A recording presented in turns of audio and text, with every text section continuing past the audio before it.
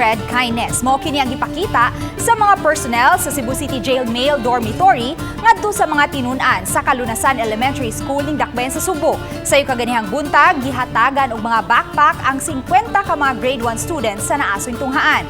Gawa sa mga school bags, gihatagan usab sila og pagkaon.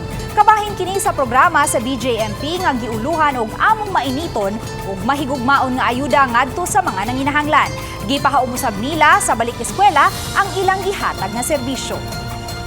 We do it monthly gyud, lain-lain ang ato ang mga beneficiaries, pero sa pagkakaroon tungod kay nagselebrar man ta sa balik eskwela and gi-encourage man sad ni sa atong regional director sa BJMP 7, so sila ang ato ang napilian nga makadawat sa atong hinabang. Napasalamat mi nila tungod kay haom pa kayo ni sa ato ang gitawag og brigada eskwela, no, o ganang uplan balik eskwela.